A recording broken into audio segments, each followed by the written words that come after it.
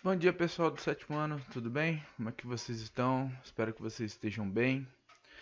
Hoje a gente vai trabalhar aqui, estudar um pouquinho o capítulo 3, que fala sobre os povos originários do Brasil, a formação do território brasileiro, na verdade, tá?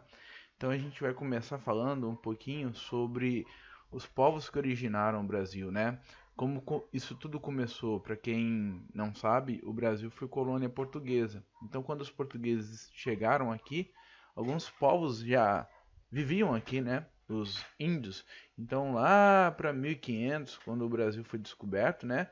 É, é, mais ou menos aí o número de habitantes que existia aqui no Brasil, no território que não era o Brasil ainda, né? Mas era o território que virou o atual Brasil, girava aí em torno de 1 a 5 milhões de indivíduos, de pessoas. E aí você tinha diferentes povos, diferentes culturas, línguas diversas. Então o Brasil, nesse momento, era um território muito diversificado, tá? Mas devido à chegada dos portugueses, que trouxeram a sua cultura, impuseram suas leis aqui, né? Muitos desses povos foram dizimados em conflitos. Então, muitos desses indígenas acabaram morrendo, tá? Mas não só foi o conflito em si. O conflito com a invasão dos territórios, né? Que gerou o conflito. Teve também a condição da escravidão, né? Que muitos foram escravizados e obrigados a trabalhar forçadamente. E um terceiro motivo, os nativos, os índios, não tinham resistência às doenças que os brancos europeus traziam da Europa. Então eles não tinham a imunidade e acabaram morrendo. Então muitos povos indígenas acabaram se reduzindo a números bem pequenos, tá? Para vocês terem uma ideia, o último censo do IBGE, vocês podem encontrar isso na página 19 de vocês, do livro de vocês. O último censo em 2010 constatou que mais ou menos aí 305 etnias indígenas ainda existem no Brasil, né? E essas etnias têm pouco mais de 800 mil indígenas, mil pessoas. E dentro dessas 800 mil pessoas, dessas tribos, dessas etnias, você tem 274 línguas. Então é um número bem pequeno do que se tinha antigamente, né? A gente falou aí de 1 a 5 milhões de pessoas, se reduzindo a apenas 800 mil indígenas. Então a gente pode ver que, de fato, a população indígena, quando chegou o português aqui no Brasil, no território brasileiro, né? Ela foi reduzida a um número muito pequeno, tá? Então a gente vai falar um pouquinho sobre essa história e a ocupação desse território, o povoamento desse território, né? Ao longo da história foi se modificando.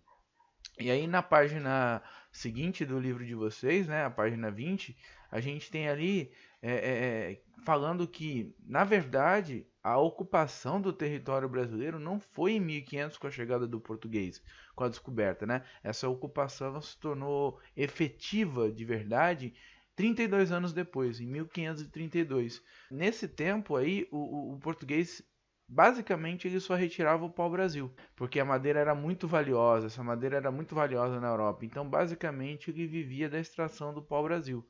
Então, até então, a única matéria-prima explorada era exatamente esse pau-brasil, tá? Só que a retirada do pau-brasil para o português não era o suficiente para fazer com que o português mantesse a colônia brasileira. Ele precisava de mais, ele precisava de mais lucro. E também tinha outras questões, né? Primeiro, o português tinha que defender o território, defender esse território da invasão de outros povos europeus, como os espanhóis, como os holandeses, os franceses. Todos esses povos eram navegantes, eram conquistadores, né? Então, Portugal tinha que defender esse território desses povos europeus. Outra coisa, submeter os indígenas, fazer com que os indígenas trabalhassem, administrar a colônia também, né? Tinha que ter uma administração e expandir suas riquezas, ou seja, extrair novos recursos naturais para ganhar capital na época, para conseguir manter essa colônia. Então não era muito fácil. E aí, o que aconteceu? Surge aí, né, a gente um pouquinho depois do Tratado de Tordesilhas, né, O Tratado de Tordesilhas, para quem não sabe, foi a divisão do território brasileiro em Brasil português, né? A parte do litoral, que hoje é o litoral brasileiro, né? Como vocês podem ver aqui na imagem, nessa foto a gente pode ver, né? Claramente, essa parte verde aqui, e a outra parte do lado esquerdo do mapa são as terras pertencentes à Espanha. Então vocês podem ver que boa parte do território brasileiro, que hoje é o território brasileiro, né? Inclusive aqui a Amazônia, aqui o rio Amazonas, né? Era pertencente à Espanha. Então o Brasil também já foi espanhol, de certa forma. É claro que quando o Brasil foi e se tornou independente, o Brasil já tinha um território maior do que isso aqui, tá? Mas o que Portugal faz? Ele estabelece as capitanias hereditárias. Cria aqui essas capitanias, Ceará, Rio Grande, né, Pernambuco. E aí houve essa divisão de terras. Essas terras foram doadas pelo rei na colônia, né? Pelos representantes do rei na colônia, né? Os caras que representavam o rei de Portugal. Então, e o objetivo? Qual era o objetivo principal? Ocupar essas terras para que Portugal tivesse um controle maior da região e não deixasse ninguém invadir. Então, e aí começavam a desenvolver atividades com o emprego da mão de obra escrava. Tá? Então, o intuito do português era exatamente esse: conquistar a terra ali, povoar a terra, para não deixar ninguém entrar, utilizar a mão de obra escrava, indígena, e desenvolver várias atividades para lucrar com isso. Beleza? Então, foi assim mais ou menos que ocorreu a colonização portuguesa no Brasil. E aí, a gente indo um pouquinho mais para frente na história, a gente tem como principal produto, né, cultivado no Brasil, a cana-de-açúcar. E ela que foi a responsável pela ocupação desse território, principalmente nos primeiros anos de colonização. Então, eu posso dizer para vocês que a cana-de-açúcar foi o primeiro produto cultivado em território brasileiro pelos portugueses. Então, esse produto foi de suma importância nesse início de colonização portuguesa. E aí essa cana-de-açúcar, ela foi cultivada principalmente na zona da Mata Nordestina, né, o litoral nordestino, que tinha um clima muito quente e muito úmido, além do solo que também favorecia esse tipo de cultivo. Mas, devido a esses lucros a cana-de-açúcar gerou, né, com a comercialização no mundo inteiro, Portugal pôde se fortalecer no mercado mundial. Naquele mercado mundial onde as metrópoles, França, Portugal, Espanha, essas metrópoles colonizavam áreas e essas colônias forneciam matérias-primas para essas metrópoles. Então a função da colônia Brasil naquela época, que não era Brasil independente ainda, tá pessoal? Era uma colônia. A função do Brasil nessa época era fornecer matérias-primas, assim como todas as outras colônias de exploração, como na África, na Ásia, na América Latina. Então, dentro desse mercado mundial que tinha naquela época, Portugal se tornou integrante, né, assíduo, juntamente com Espanha, França, Inglaterra, tá? Outras nações que eram também colonizadoras, que colonizavam várias terras pelo mundo afora. E aí, a população brasileira ela ficou concentrada no litoral brasileiro. Ficou restrita a essa porção de terra, esse pequeno espaço que Portugal colonizava. E com a criação das capitanias hereditárias, basicamente a população que vivia no território brasileiro ficou sufocada ali no litoral, tá? Restrita numa pequena porção do litoral brasileiro. E aí a gente começa a ter no Brasil a criação, a formação, né, das primeiras vilas no Brasil, vilas e cidades, a base dessas cidades atuais modernas. Então começa assim com o desenvolvimento da cana-de-açúcar, a criação, a concentração das pessoas no litoral brasileiro e assim a criação das cidades, né? Das vilas e cidades. Aí a gente vai um pouquinho mais para frente, entre 1549 e 1763, o Brasil ganha a sua primeira sede do governo português, que foi Salvador, a cidade de Salvador. Por ser uma cidade ali litorânea, com uma posição geográfica muito favorável ao escoamento de mercadorias para a Europa, ela foi escolhida para se tornar a sede do governo português aqui no Brasil. Tinha um porto que escoava todo o pau-brasil e toda a cana-de-açúcar para Portugal. Então, essa forma de ocupação do território brasileiro marca aí a geografia dessa organização do espaço brasileiro. Tá? Então é interessante a gente analisar isso, beleza? E aqui a gente tem um mapinha na página 21, né? Com o Brasil, a economia no século XVI. Como era a economia nesse momento?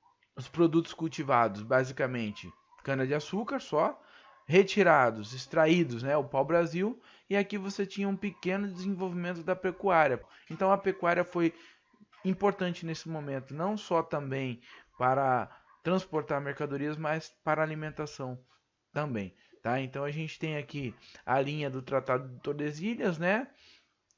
O domínio espanhol aqui do lado esquerdo e aqui o domínio português, onde você vê claramente aqui os produtos cultivados e extraídos naquela época, beleza?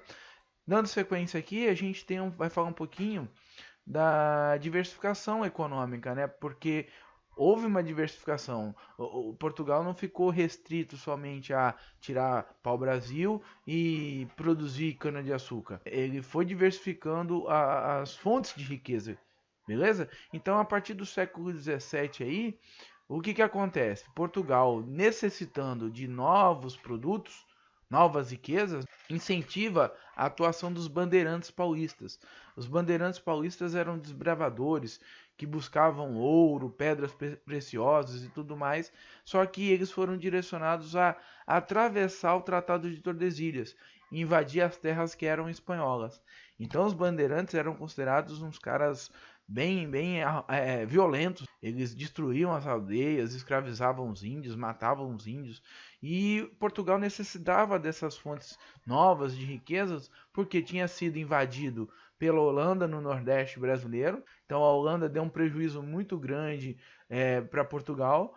E lá na Ásia, Portugal estava perdendo suas colônias para a França, para a Inglaterra e também para a Holanda.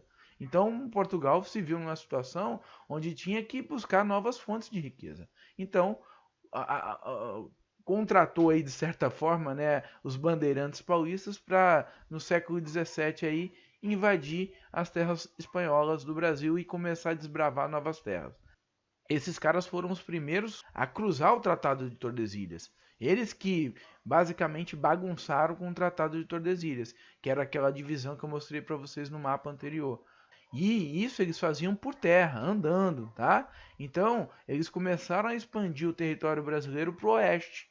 E aí, ainda no século XVII, né, além do cultivo da cana-de-açúcar, os portugueses começaram a desenvolver novas atividades no Brasil, no território brasileiro, como a pecuária, que a gente viu ali no mapa, né, já estava começando a se desenvolver, né, principalmente no Nordeste brasileiro, em áreas de São Paulo e do Sul do Brasil.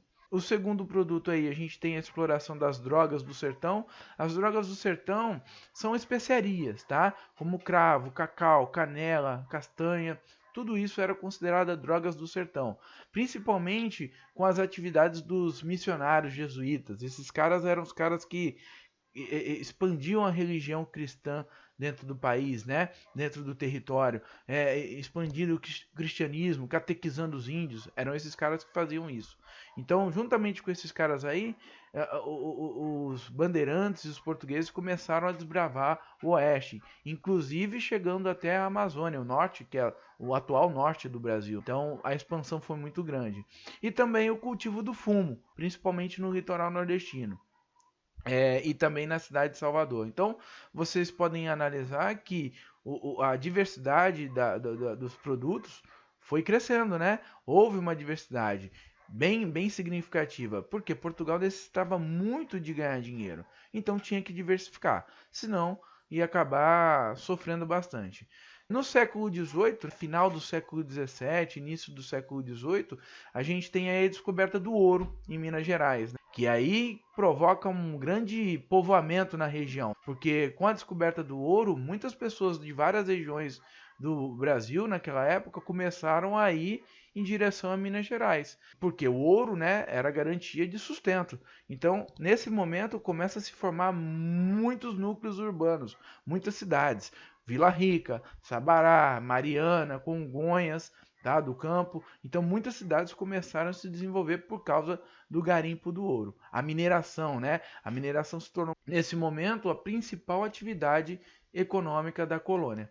E aí, o centro político e econômico da colônia, que era em Salvador, se desloca em 1763, né, no século XVIII, para o Rio de Janeiro. Então, o Rio de Janeiro passa a ser a principal cidade da colônia. Então, esse aumento da população, do povoamento, faz com que aumente também as atividades comerciais. Até porque, se você tem uma população crescente, você tem que ter um número de atividades comerciais para atender, abastecer essa população. Tá? Então aí a pecuária começa a expandir pelo território para atender a demanda de carne, couro e chegando até o centro-oeste brasileiro. E o açúcar, né, no caso a cana-de-açúcar, ela continuou se desenvolvendo. Portugal ainda ganhou muito dinheiro com a cana-de-açúcar no Nordeste, principalmente no Nordeste.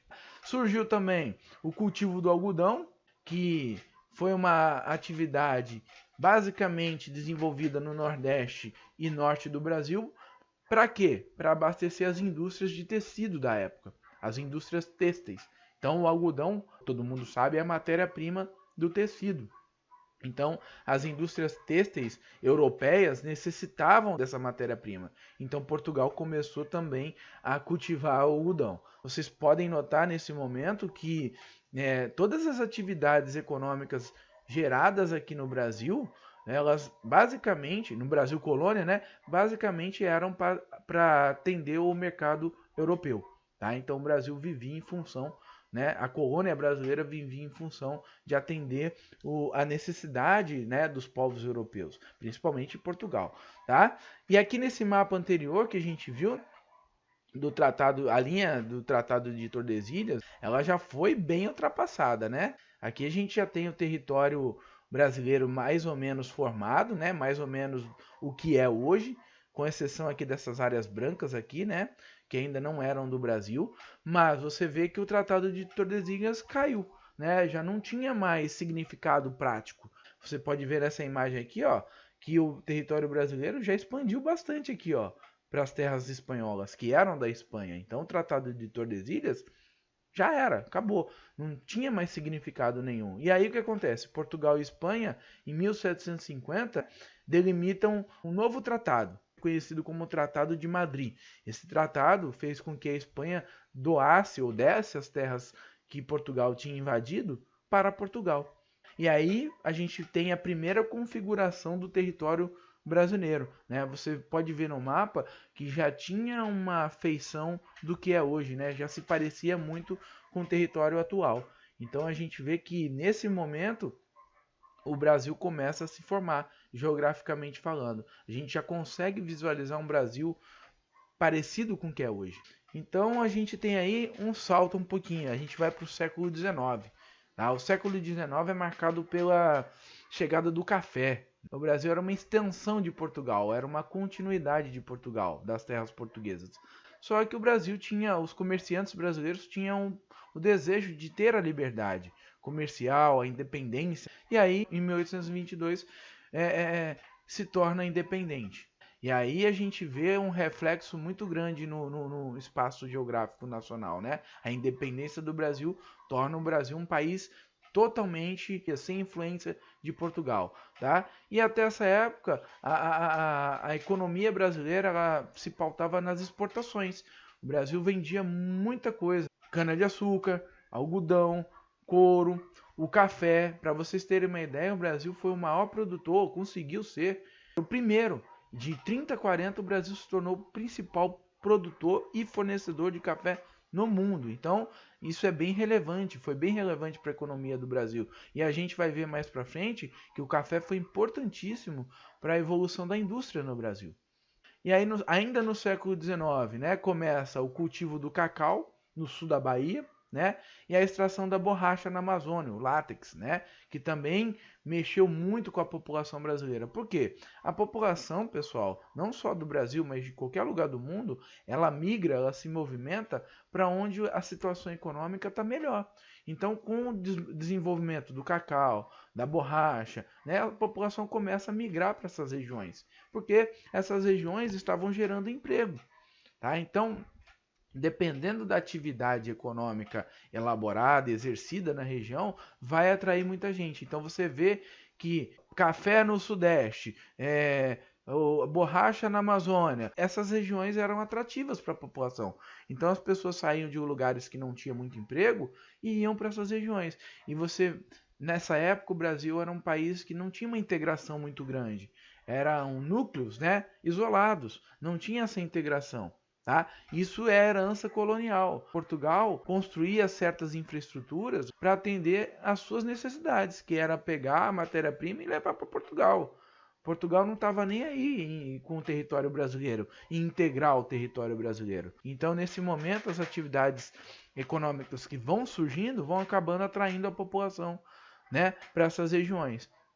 Então, muita gente migrou para Salvador, muita gente migrou para a Amazônia, muita gente migrou para o Sudeste brasileiro, principalmente com o desenvolvimento do café, se juntando aos imigrantes, principalmente italianos, que trabalharam nas lavouras de café. Então, é interessante a gente analisar tudo isso. Tá? No século XX, a borracha tinha se tornado o segundo produto mais exportado pelo Brasil.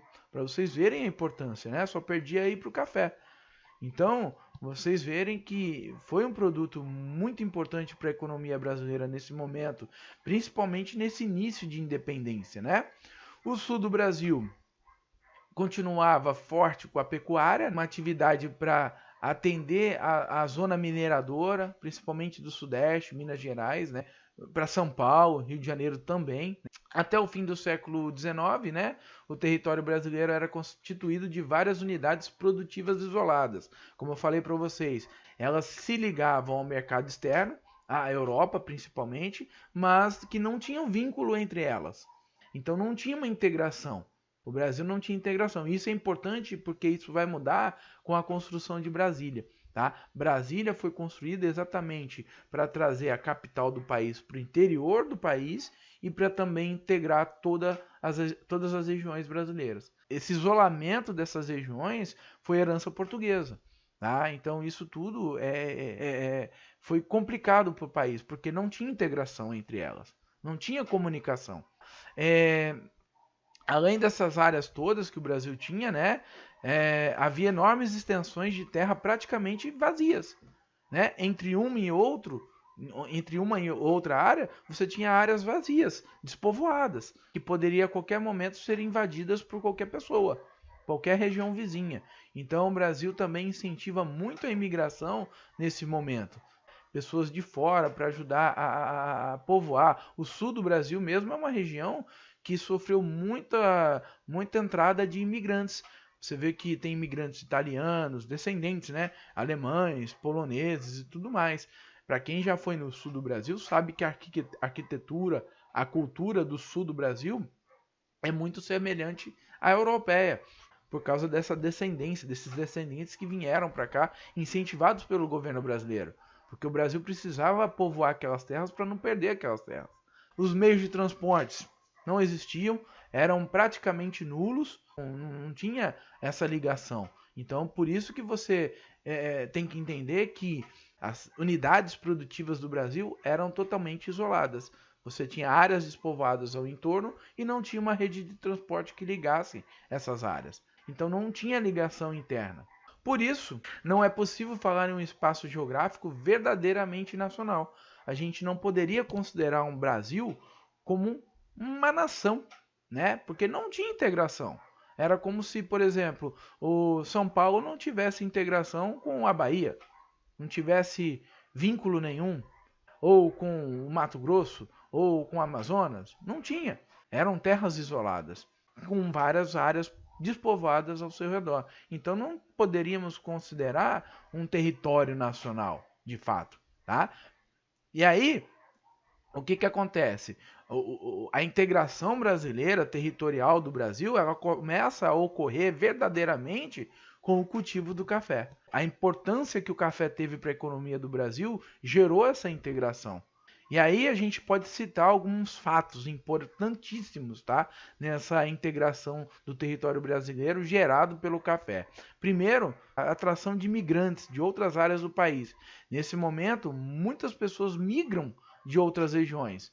Né? Vocês podem notar que o Sudeste brasileiro, que foi um grande produtor de café, principalmente São Paulo e Rio de Janeiro, é uma região que atraiu muitos migrantes nordestinos. Muitos nordestinos vieram para o Sudeste brasileiro. A ampliação do povoamento do oeste de São Paulo e do norte do Paraná, o oeste de São Paulo começa a ser povoado exatamente pelo cultivo do café. Essa região paulista, ela foi muito forte na economia cafeeira. Muitos produtores cultivaram muito café. O café gerou muitas riquezas para o Brasil.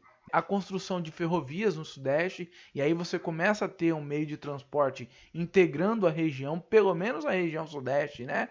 Era alguma coisa, já que não tinha nenhuma integração de transportes no Brasil inteiro. Então, a construção de ferrovias foi importante nesse momento, né? E também a formação de um mercado consumidor, né? E aí você tem pessoas para consumir os produtos, e isso estimula o comércio entre as várias regiões do país. Então vocês podem ver que começa assim a integração verdadeira do território brasileiro. Então o principal motivo dessa integração foi exatamente o cultivo do café. O território brasileiro, né, do jeito que a gente conhece hoje, não era assim. A gente vê que nesse mapa aqui pode mostrar para a gente bem que essas regiões marcadas aqui não pertenciam ao Brasil. E foi um cara chamado Barão do Rio Branco, ele era um diplomata brasileiro, e que foi ministro das Relações Exteriores entre 1902 e 1912, né? 10 anos aí, ele que foi responsável por negociar com países vizinhos do Brasil essas áreas, principalmente no Acre, no Amapá.